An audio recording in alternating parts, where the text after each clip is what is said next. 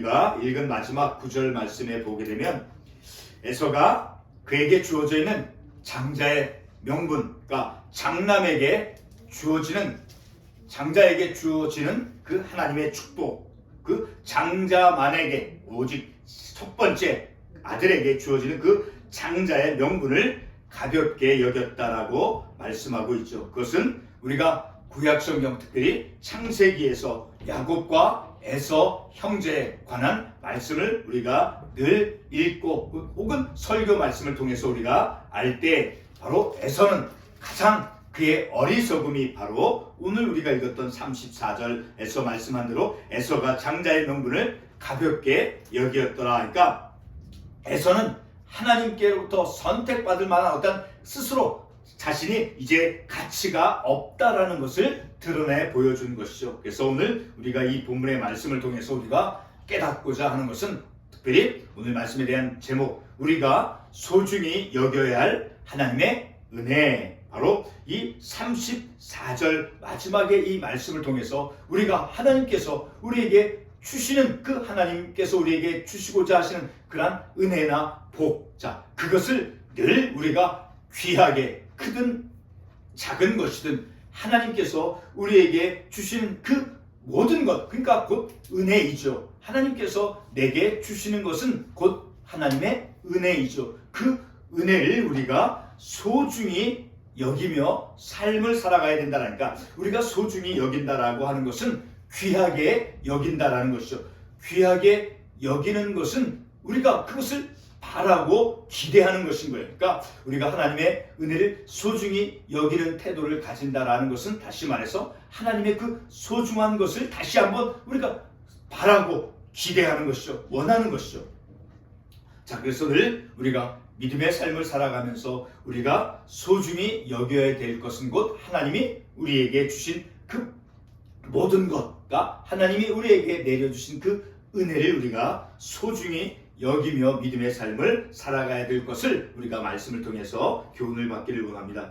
사도 바울은 고린도전서 15장 10절에서 다음과 같은 말씀을 고백을 했습니다. 제가 말씀을 읽도록 하겠습니다. 그러나 나의 나된 것은 하나님의 은혜로 된 것이니 내게 주신 그의 은혜가 헛되지 아니하여 내가 모든 사도보다 더 많이 수고하였으나 내가 한 것이 아니요 오직 나와 함께 하신 하나님의 은혜로다. 자, 이 구절의 맥락은 사도 바울이 하나님의 교회를 박해하였던 그런 사람이죠. 하나님의 교회를 박해하였던 그런 자기 자신이 사도로 부름을 받은 것은 전적인 하나님의 은혜가 아니고서는 불가능하였음을 말씀해 주는 것이죠. 그러니까 하나님의 역사가, 하나님의 그 은혜의 역사가 그의 인생 속에서 강하게 역사하였다라는 것이죠. 다시 또 다른 표현을 하면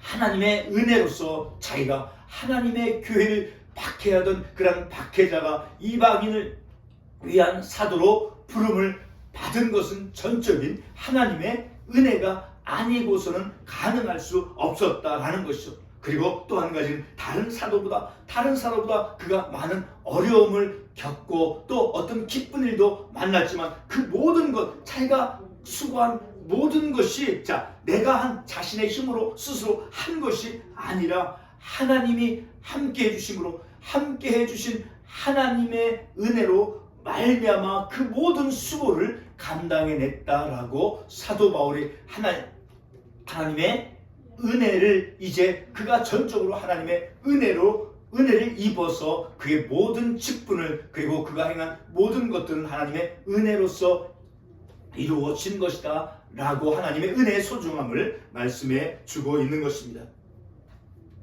좀 더 다른 표현으로 표현하면 이제 사도 바울은 자신이 만삭되지 못하여 난 그런 미숙한 자로 묘사를 하였죠. 그리고 하나님의 교회를 박해한 자로서 하나님의 사도로서 쓰임받는 것이 감당할 수 없는 일이다라고 고백하고 있습니다. 그러니까 하나님의 교회를 박해한 자로서 하나님의 사도로 부름을 받을 수 없었지만 그러나 하나님께서 은혜로 그를 이방인을 위한 사도로 부름을 받게 해 주셨다라고 말씀하고 있죠.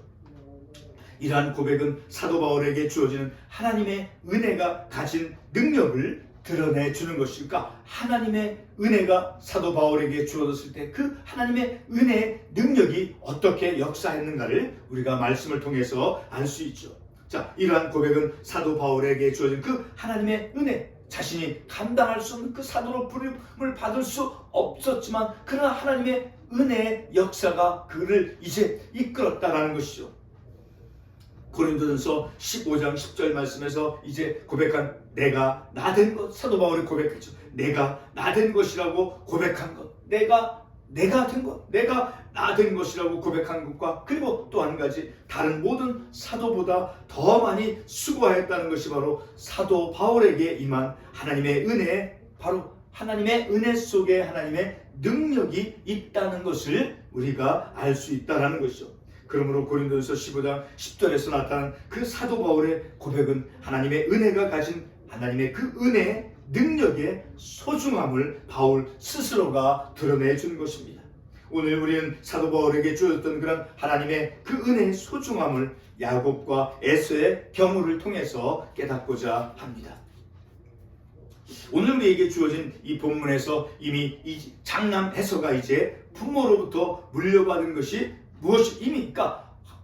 장남 에서가 하나님께로부터 하나님께 혹은 부모님께로부터 물려받은 것이 무엇이었냐는 거예요. 그것은 바로 오늘 본문의 말씀에서 네 번이나 언급되어지고 있죠. 31절에서 장자의 명분, 그리고 32절에서도 장자의 명분, 그리고 34절 각각의 구절 속에서 장자의 명분, 그 장남으로서 태어난 그 권리, 그것은 곧 아버지께로부터 받는 그 축복의 권리를 받으며 그 권리를 가지고 태어났다라는 것입니다. 이렇게 장남에서는 부모로부터 물려받은 것이 바로 장자의 명분이다라는 것입니다. 곧 부모로부터, 아버지로부터 그가 어떤 그 상속을 받을 수 있는 그 상속권이죠. 이것은 단지 아버지의 재산을 상속받는 것만 의미하는 것이 아닙니다. 그것은 바로 하나님의 언약의 계승자로서 이 땅에서의 번성과 그리고 하나님의 자녀로서 영원을 향한 그런 모든 축복의 약속들이 담겨져 있는 것이 장자의 명분인 것입니다. 이것은 곧 하나님의 구원의 역사 속에서 하나님께로부터 선택되어진다라고 하는 그 의미도 담고 있는 것이죠.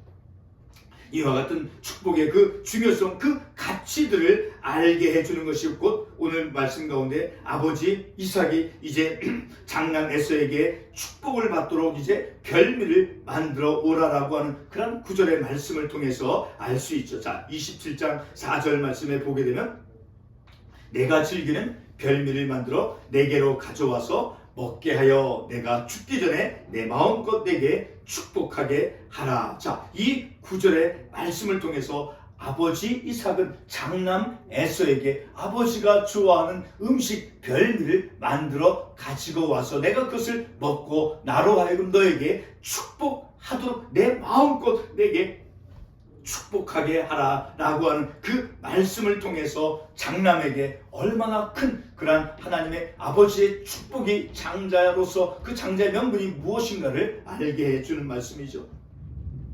창세기 27장 1절 말씀에서 이삭은 이제 자신의 두 아들 야곱과 에서 중 가운데서 장남 에서를 부릅니다. 그리고 맏아들 그 장남 에서에게 아버지로부터 이제 복을 받도록 기회를 주고 있는 것이죠. 자, 한 가정에서 이와 같은 아버지가 그 장남을 축복하는 그 아버지의 그 권리 행사는 하나님의 은혜의 절대적인 통로이다라는 거예요. 아버지 이삭이 아들 장남 에서에게 축복해주는 그런 아버지의 그 권리 행사는 하나님의 은혜가 흐르는 하나님의 그 은혜의 절대적인 통로다라는 것이죠.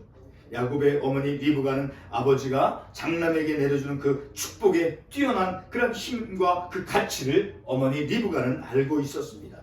그래서 어머니 리브가는 이제 둘째 아들 자기가 사랑하는 그 야곱에게 이제 에서가 받는 그 장남 에서가 받는 그 축복을 차지하도록 이제 위험을 무릅쓰고 수상적인 그러한 행동을 하고 있는 것을 우리가 말씀을 통해서 볼 수 있죠. 자, 그것을 우리가 특별히 창세기 27장 8절에서 알 수 있습니다. 자, 창세기 27장 8절에 이렇게 말씀에 기록되어 있습니다.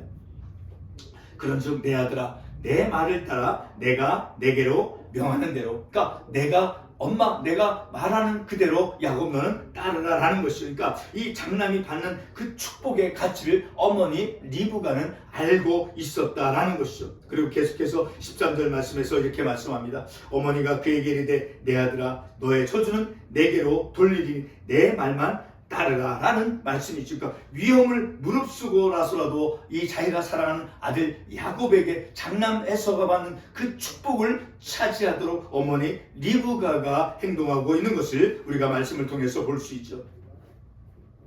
리브가가 자기의 사랑하는 그 아들 야곱을 위해서 오직 장남에게만 주어지는 그런 아버지의 축복을 가로채는 시도를 하고 있는 것이죠. 이러한 모든 행동을 볼 때 한 가정에서 아버지가 장남에게 내려준 그 축복은 절대적인 것이었다라는 것입니다. 이와 같은 아버지로부터 장남에게 주어진 그 축복의 가치가 어떠한가를 창세기 27장 27절로 29절의 말씀들이 보여주고 있습니다. 그 말씀을 보게 되면 내 아들의 향치는 여호와께서 복주신 밭의 향치로다. 하나님은 하늘의 이슬과 땅에 기름되며 풍성한 곡식과 포도주를 내게 주기를 원하노라. 만민이 너를 섬기고 열국이 내게 굴복하리니 내가 형제들의 주가 되고 내 어머니의 아들들이 내게 굴복하여 너를 저주하는 자는 저주를 받고 너를 축복하는 자는 복을 받기를 원하노라. 자, 이 말씀을 보게 되면 이 아버지 이삭의 축복은 바로 하나님이 주시는 그 축복의 그 아버지 이삭이 자녀들에게 장남에게 주는 그 축복, 그 하나님이 주시는 그 축복에 권위가 있다라는 거예요. 아버지 이삭이 자녀를 장남에게 축복해주는 그 행위는 하나님의 그 권위가 있다라는 것을 보여주는 것이죠. 그러니까 선언적인 축복이죠. 자, 단순히 이제 이게 아버지가 이삭이 자녀에게 축복해주는 것은 그것은 단순히 아버지가 아들에게 복을 기원하는 것이 아닙니다. 히브리서 11장 20절 말씀에 의하면 이렇게 말씀되어 있습니다. 믿음으로 이삭은 장차 있을 일에 대하여 야곱과 에서에게 축복하였으며. 자, 아버지 이삭은 로마서 4장에서 보여준 그 아브라함의 믿음과 같은 그 믿음의 모범이죠. 아브라함의 믿음은 자, 그런 아브라함의 믿음과 같은 동일한 하나님의 약속의 말씀을 믿는 믿음으로 축복하였습니다. 지금까지 상고한 말씀을 통해서 볼 때 아버지가 아들에게 내려주는 그 축복은 한 사람의 전체 인생을 결정짓는 그런 절대적인 축복이었다라는 것을 우리가 앞서서 인용했던 창세기 27장 27절로 29절의 말씀을 통해서 알 수 있죠. 그 말씀 다시 한번 반복해서 보면 내 아들의 향치는 여호와께서 복주신 밭의 향치로다. 그러니까 하나님께서 내려주시는 그 축복을 아버지는 그 하나님의 그 권위를 가지고 축복해 주고 있다니까. 아버지가 축복해주는 그 자녀에게 축복해주는 그 축복은 하나님의 그 축복, 하나님의 그 권위를 가지고 자녀에게 축복해 주는 것이다 라는 것을 알 수 있죠. 그리고 그 아버지가 자녀를 이렇게 하나님의 권위로서 축복해 줄 때 그 사람의 전체 인생이 그 인생이 어떠해진다라는 것을 또한 우리가 알 수 있는 것이죠. 그만큼 아버지의 그 축복은 아버지가 아들에게 내려준 그 축복은 바로 한 사람의 전체 인생을 결정짓는 그러한 하나님의 축복이다라는 것이죠. 이와 같은 복을 우리는 어떻게 다루어야 하겠습니까? 오늘 우리들에게 주어지는 하나님의 은혜는 참으로 매우 다양합니다. 어쩌면 야곱과 에서가 아버지 이삭으로부터 이제 받아 누리고자 했던 그 복들, 그런 야곱과 에서가 아버지께로부터 받아 누리고자 했던 그런 복들은 바로 오늘날 우리들의 삶의 생존에 필요한 살고자 하는 본능적인 욕구와 같은 것입니다. 성도 여러분, 우리 안에 있는 살고자 하는 의지는 어디에서 옵니까? 우리 모두는 살아남고자 하는 또는 더 의욕적으로 이 땅에서 살고자 하는 그런 의지가 있을 것입니다. 이와 같은 우리 모두의 생명 의지는 생명의 근원이신 구원의 하나님께로부터 옵니다. 우리가 살고자 하는 의지를 하나님으로부터 이제 공급받고 살아가고 있다라고 하면 우리는 우리에게 주어지는 모든 그 생명의 모든 공급으로서 하나님의 은혜를 소중히 그리고 감사히 여길 줄 알아야 할 것입니다. 바로 하나님의 자녀이기 때문에, 그리고 하나님의 자녀로서 선택을 받았기 때문에 우리에게 주어지는 바로 특별한 은총이 있죠. 그것은 바로 구원의 은혜이죠. 그것을 우리는 소중히 여길 줄 알아야 하는 것입니다. 본문의 에서는 장남으로서 받아 누릴 수 있는 그런 장자의 명분을 가볍게 여겼습니다. 본문 34절에서 말씀하고 있죠. 자, 이 의미는 바로 에서는 선택받을 가치가 없음을 스스로 드러내는 것이었습니다. 창세기 25장 32절에서 이렇게 말씀하고 있죠. 에서가 이르되 내가 죽게 되었으니 이 장자의 명분이 내게 무엇이 유익하리요. 이 장자의 명분을 이 에서는 스스로 그것을 무가치하게 여겼다라는 것이죠. 바로 자신이 선택받을 가치가 없다라는 것을 스스로 어리석음을 드러내었다라는 것이죠. 설교 처음 부분에서 인용한 것으로 고린도서 15장 10절 말씀이었죠. 자, 그 인용된 부분에서 사도 바울은 자신의 그 선택받음에 대해서 하나님의 은혜라고 말씀했죠. 그러나 본문에서는 그 당장의 배고픔만을 생각하며 육신의 배고픔만을 해결하기 위해서 장자의 명분을 팔아버렸습니다. 이러한 에서의 유일한 것은 바로 육적인 배고픔만을 채우는 것이 에서에게 가진 유일한 것이었습니다. 자, 다시 한번 창세기 25장 30절 말씀을 보게 되면 내가 피곤하니 그 붉은 것을 내가 먹게 한지라. 자, 다시 한번 읽겠습니다. 창세기 25장 30절 말씀. 야곱에게 이르되 내가 피곤하니 그 붉은 것을 내가 먹게 하라. 당장 내 배고픔만을 생각하는 그런 육적인 필요만을 생각하는 어리석은 에서의 모습을 보여주고 있는 것입니다. 바로 에서의 본능적이고 충동적인 그런 자제력 없는 모습을 스스로 드러낸 것입니다. 에서는 본능 육신적인 그런 배고픔만을 해결하기 위해서 본능적이었고 자제력이 없었다라는 것을 우리가 이 말씀을 통해서 알 수 있죠. 자, 이것의 결과가 바로 장자권을 파는 것이었습니다. 곧 하나님이 주신 그 은혜를 값없이 여긴 것이었습니다. 그는 충동적이고 그리고 자제력 없는 그런 행동을 갖고 그가 삶을 살았다라는 것을 알 수 있죠. 바로 그렇게 자제력 없고 그리고 충동적인 그런 그의 행동의 모습, 그것은 곧 그가 장자의 명분을 소홀히 하게 되어진 그런 결과를 가져왔다는 것이죠. 바로 그런 자제력 없고 그런 충동적인 그런 삶을 살아갈 때, 충동적인 행동을 할 때 하나님의 은혜를 깨달을 수가 없는 것이죠. 끝으로 우리가 어떻게 하나님의 은혜를 소중히 여기며 삶을 살아갈 수 있을까요? 고린도전서 9장 25절에서 다음과 같은 말씀을 합니다. 이기기를 다투는 자마다 모든 일에 절제하나니. 자, 이기는 삶, 승리하는 삶, 그것은 바로 절제를 통해서 가능하다라는 어떤 본능적인 그런 욕구를 절제하는 삶을 살아감을 통해서 이기는 삶, 승리하는 삶을 우리가 이룰 수 있다는 것입니다. 사도 바울은 자기 스스로가 이제 바울 자신이 된 것은 바로 하나님의 은혜로 되었다라고 고백을 하였습니다. 우리가 충동적이지 않고 그리고 절제의 삶을 살아갈 때 비로소 그때 우리 자신에게 주어진 하나님의 은혜를 깨닫게 됩니다. 지금 이 시간 나의 나됨은 하나님의 은혜의 능력으로 된 것입니다. 나의 모든 것, 비록 미숙한 성품까지도 하나님의 은혜다라는 것이죠.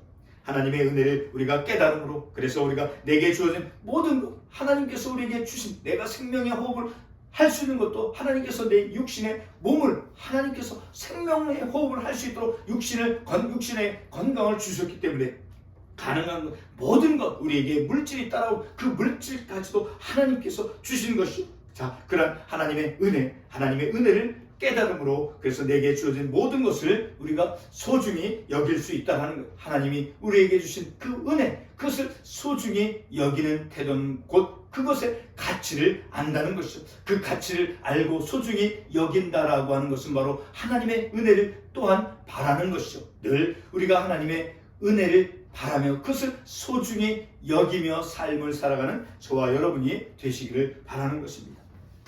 기도하겠습니다.